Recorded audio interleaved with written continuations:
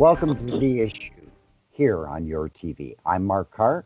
I'm at home, our producer's at home, our guests are at home, so we're all safe and sound.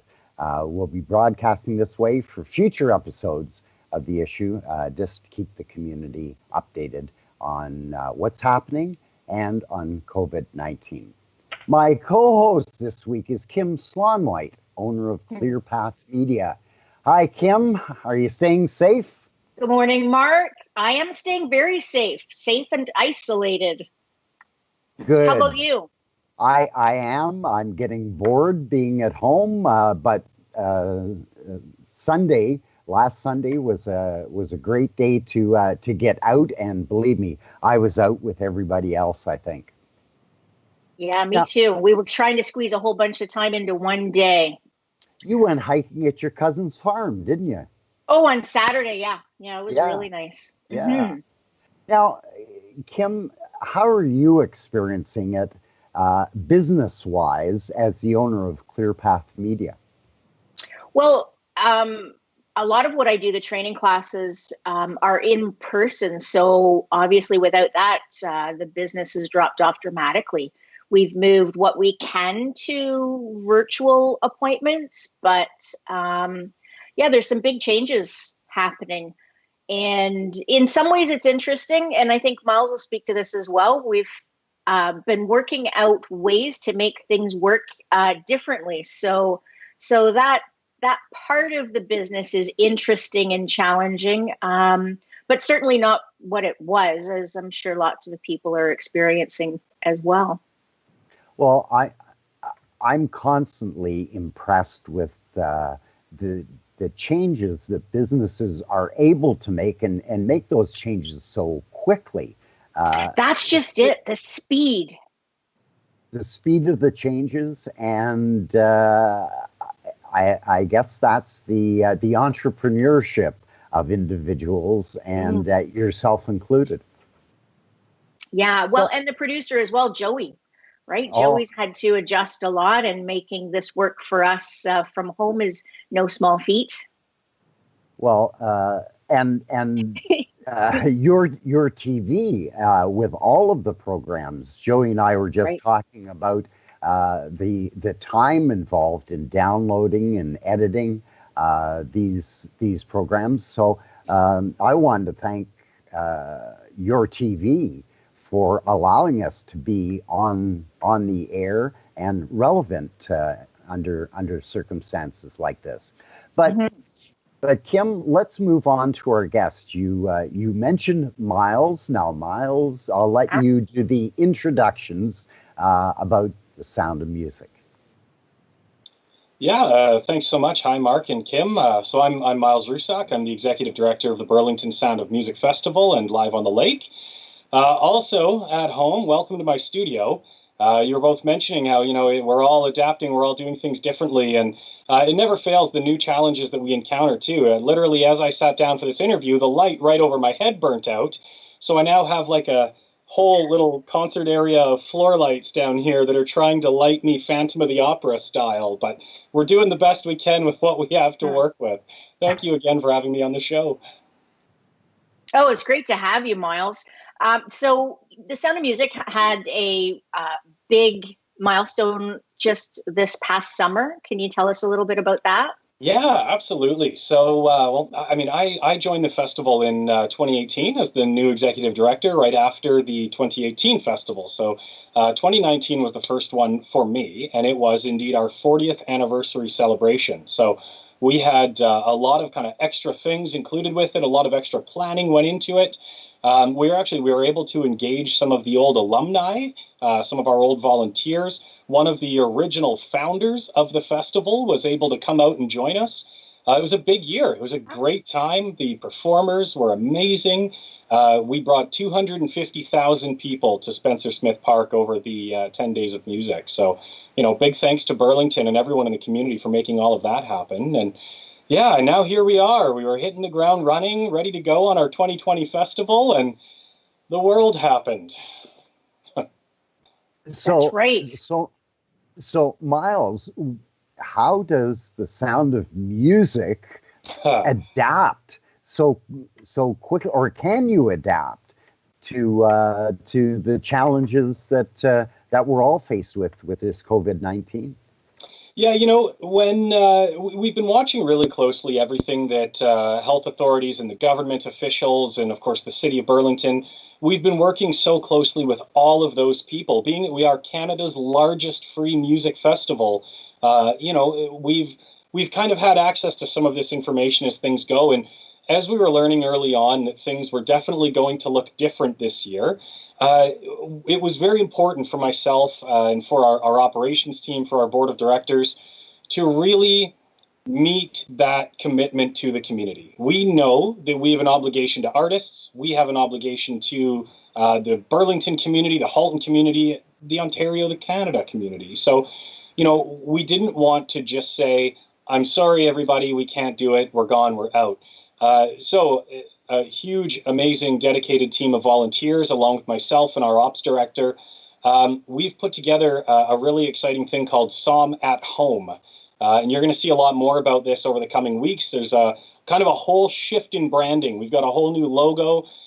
This is going to be, I'm trying to avoid using the phrase digital festival because I don't like that. I think this is a whole different experience. And, we're going to have everything from online education and tutorials from huge artists. A certain, I shouldn't say names yet. I'm not allowed, but I'm so excited.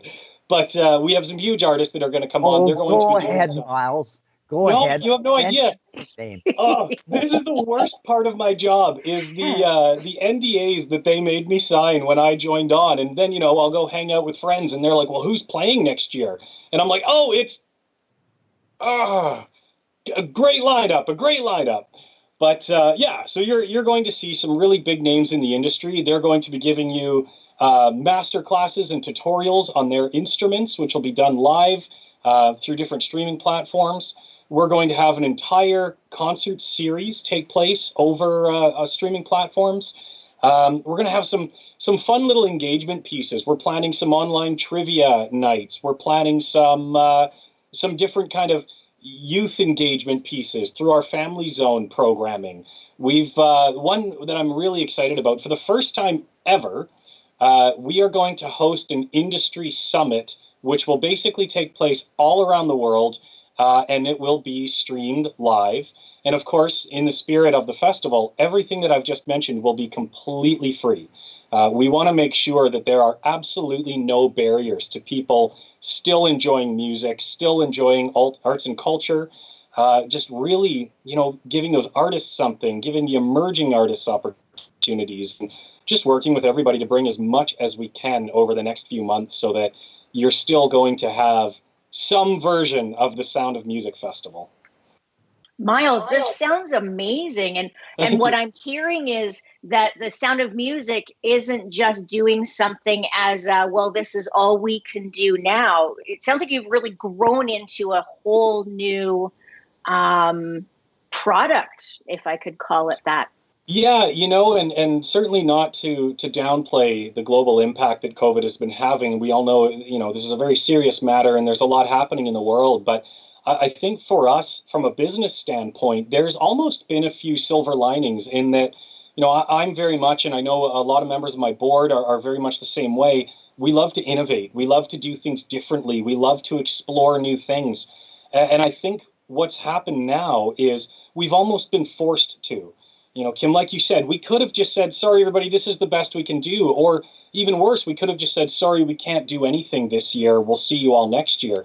Right. But instead, this has really forced us to start thinking of how can we do things differently and how can we take some of these pieces and bring them into future years? Like, I would now love to see this technology that we're utilizing and the pieces that we're developing. I would love to see that in the future festivals so that, if you're stuck at home or you've moved away and you miss the Burlington Sound of Music Festival, well, boom, there's the parade streaming live to your home. There's the headlining artist streaming live to your home. You can have the festival experience wherever you are in the world. And I think that that's been the silver lining here is we've had to adapt, we've had to pivot, and now we're looking at ways that we can incorporate that into our future business model. And I think it's going to be pretty cool, the things that we're going to be able to do from here on out.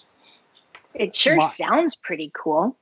Miles, one of the huge advantages of Sound of Music was bringing all of those people together. Yeah. And the groups and just the whole experience of Sound of Music meant that you had to be there. Yeah.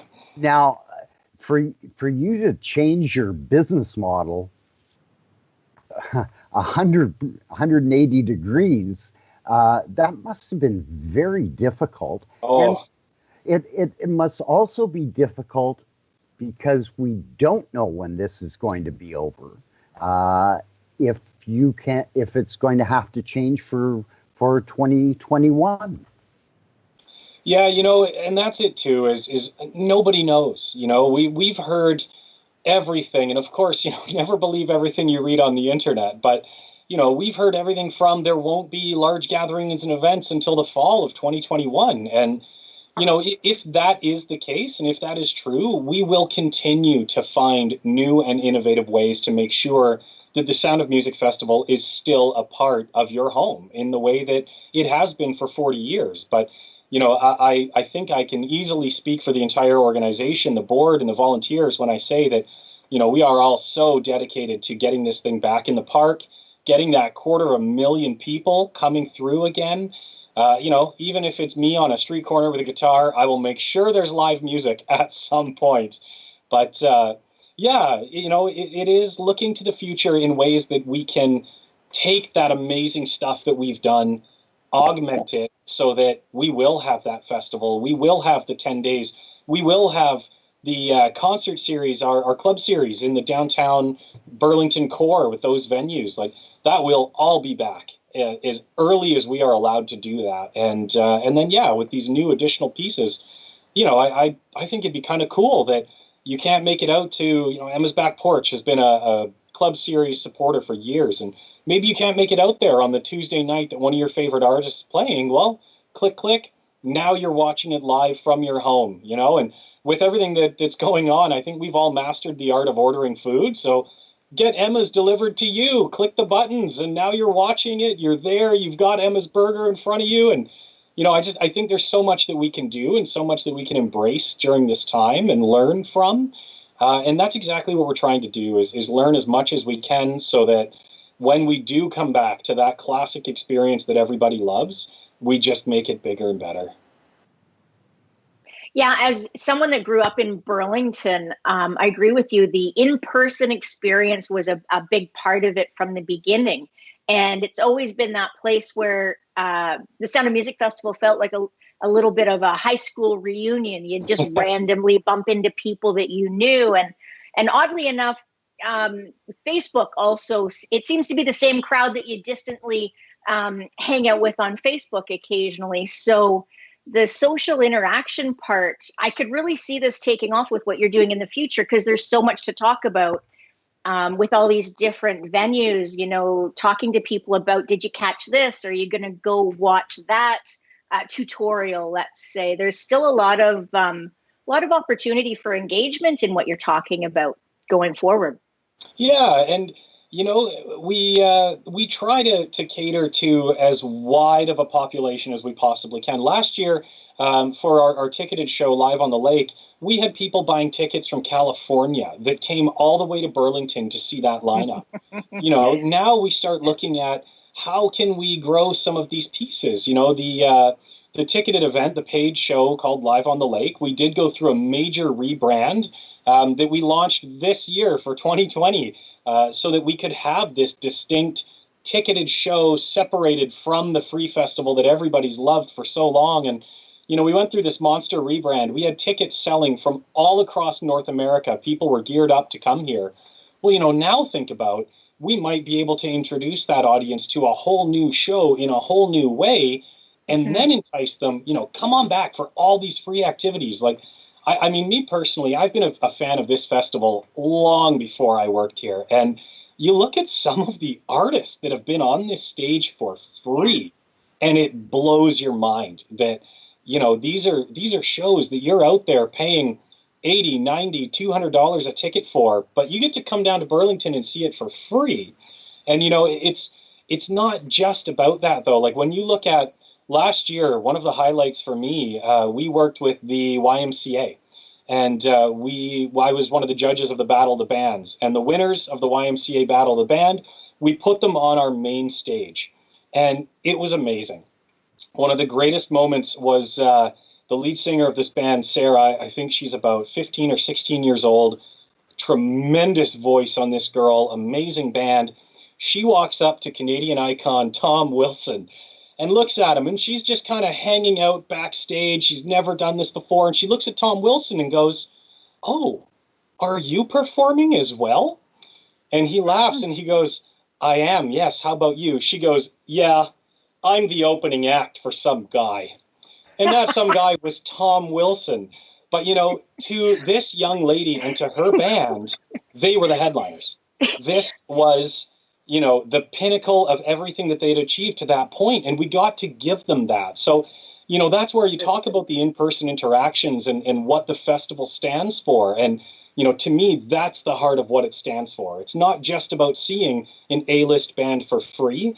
It's about engaging young and emerging artists, giving them opportunities, and just bringing everybody to experience that. And, to watch this budding up-and-coming artist ask if Tom Wilson is a performer, it made my day. And it was done with such innocence, and she was so proud that she was backstage waiting to get on there. And yeah, it was awesome. So, those are the pieces that we will never forget, and we will continue to bring to everybody, whether it be in person or digital. We will always find a way to honor that commitment. Miles? Yeah. Sorry, Mark.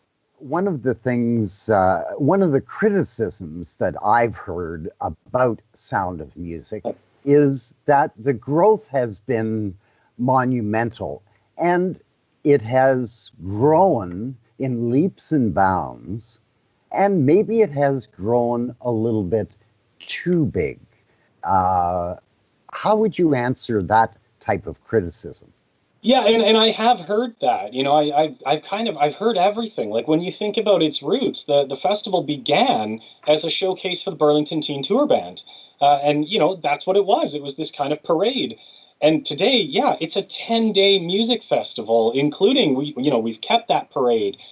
We've expanded into the family zone. We've expanded into Street Fest with the Downtown Burlington Association. We've expanded into a midway. We've expanded into multiple stages. Like, you're right, it has grown. But my criticism to that is it hasn't just grown in a way that, and I hate to use these terms, but it's not about greed. It's not about making money. It's not about those pieces. We are still the homegrown nonprofit organization that we started out as. And the growth that we're adding is to give more experiences to those people. So you look at our main stage programming, and yeah, those are your A and AAA artists. But you look at everything else that this festival stands for. And, like the story I just told, we gave those young people an opportunity to play that main stage. So, I think with the growth, my personal goal as the leader of the organization is that with every piece of growth that comes with it, there will always be engagement strategies so that we can give new opportunities to the community. And as long as those two pieces are moving hand in hand, I'm quite happy with the growth that we're demonstrating. That sounds fabulous. And I wonder how much, too, of the festival being called Getting Too Big is as part of sort of the generation that went, when the Sound of Music Festival started, we were all quite young. Well, in our 50s, we're not as eager to run out and be around 250,000 people. Yeah. So that could be a part of that. But by no means, I like how the experience can adapt to, as you said, different demographics. So the 20-year-olds are still happy to be out ground floor with the opening acts. And wouldn't it be great if I can watch from home and not get, jostled around like the 20-year-olds love to do? You strike me as a little bit of a mosh pit kind of gal, Kim. I think that... Is it that obvious, Miles? I could see you at like a Motley Crue concert with the bandana and right there in the crowd. I can picture it. Easily. Oh no, a little bit more Pink Floyd, maybe. Oh, nice. Yes. Yeah, Yes. yeah. I'm older than you think. Yeah, but no, you know what? That's it. Is It we is want fun. to make sure that we still have those pieces for everybody, and even we have our Silver Series, which is one of the best attended pieces of our festival. And last year I think it was a Tom Jones impersonator. Oh, geez, I've now forgotten the whole lineup of Silver Series. But we literally bring in buses of seniors who they bring their lawn chairs, they set up, and hundreds of people, 70 plus, are out there having a great time. And Oh, isn't then, that fun? the Saturday morning rolls around, and the parents are with their young children at the midway. Like, yeah, I think we just have to be mindful of who is coming and make sure that we have some experiences for them that are meaningful. Yeah. Miles, I have a quick question for you. Now, and this could be fake news, I'm not sure, so I'll let you clear the air for it. Is it true that the Sound of Music Festival was the first music festival that started the whole music festival idea the way that it is now across Canada and actually worldwide? It's a little bit of fake news. We were the first to be an entirely free festival. Okay. And that's why to this day we honor that. And it's grown and grown and grown. So we are still Canada's largest free outdoor music festival. There are some paid shows that are now bigger than us, but that's a $300, $400, $500 ticket. But yeah, we were the first to operate under this free model and engaging community and government support to operate, and we still do the same today. If it weren't for the municipal, federal, and provincial governments lending their support, there's no way this festival would exist in the way it does. And then, of course, just the general public. We get donations every year, and those are so beyond appreciated, and they're critical. We do carry them one year to the next to make sure that this stays free. Fantastic. Miles, I'd like to bring you back to reality, if you will. With the people that are moving into downtown Burlington, the explosion of condos and so on, is that going to affect what the Sound of Music puts on? Because you must be receiving additional complaints with all of those residents moving into downtown. Yeah, it's funny because that is a regular topic of conversation. And I am actually quite pleased to say that last year we only had 3 noise complaints over the entire 10 days. So we take a lot of steps to make sure that, what we're doing, it all depends on your taste in music. So when I use this word, take it with a grain of salt, but we try to not be obnoxious in what we're doing. We install noise sensors from front to back in the park, and we monitor the decibel level. We don't want to make sure that, if the industry standard says we have to be here, well, let's make sure we're here. We try to be here so that we can accommodate those people. We can do what we can. I also think, we've been around for 41 years now. I think people moving into the area are well aware of who we are and what we're doing. And for the most part, I think that the people that truly are like, nope, to your point, Kim, like, I don't want to do this anymore. I did it for years. I don't want to do it anymore. I think that they're now, they will get out of town. They'll head to their cottages for a couple of days. And, but we do try to accommodate. And it is just sort of the reality of you're dealing with live music and crowds, and complaints are always going to happen. I hear it a lot when we close the boardwalk. People get upset about it. And it's just sort of the nature of the beast. And I think regardless of where we were, if there was any location, there's always going to be somebody who's going to find something to complain. And the best we can do is listen and try to adapt. Well, I think you're right in that most people that move into the downtown area not only know about the Sound of Music Festival, but all the festivals that happen in the park throughout the summer. And anyone that I know that lives in that area lives there because of it, not in spite of that. They like the proximity. And even if you don't want to be like right front and center, first row in front of the stage, you still enjoy walking by and maybe watching from the back as opposed to the front now. So I think it's a fabulous experience for everyone. And like you said, if that's not your thing, you got tons of notice. Just go to the cottage or go visit a friend for the weekend. If that's too much. Yeah, absolutely. Well, I know that a lot of the businesses in downtown Burlington are really looking forward to Sound of Music. It's a big deal for them. How are they going to deal with the new Sound of Music for Burlington? I think that for this year, it'll be this new Psalm at home.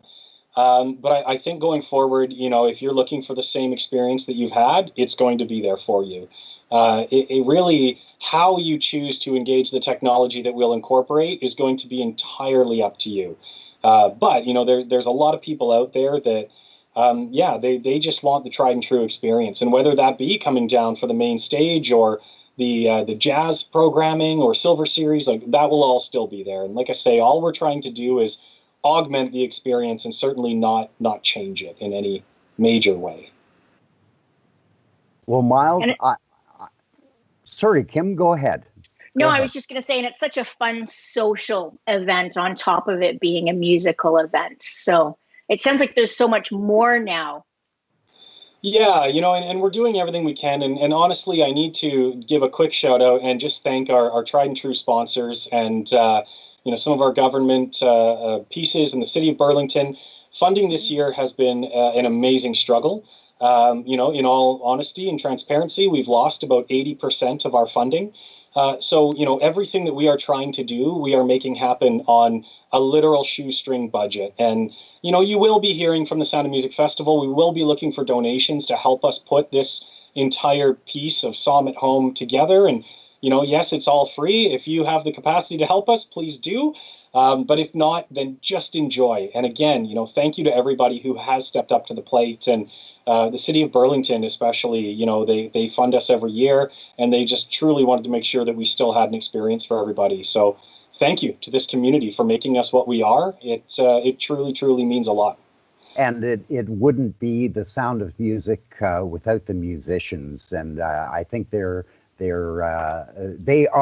the big part of this. And thanks goes out to them and to you, Miles, for coming on today and telling our audience about the new Sound of Music Festival. Well, thank you so much. It was a pleasure. Thanks, Kim. Thanks, Mark. Great to have you, Miles. These are difficult times, and the issue in your TV will continue to provide relevant, up-to-date information about the community, and you can always check in with Halton News. I wanted to thank, in particular, our producer, Joey, and your TV, who have been able to pivot quickly to make it possible for the issue to remain on the air and remain relevant. So, Kim, thank you for joining us, and we'll see everyone next week on The Issue. It's truly local television. Stay safe, everyone.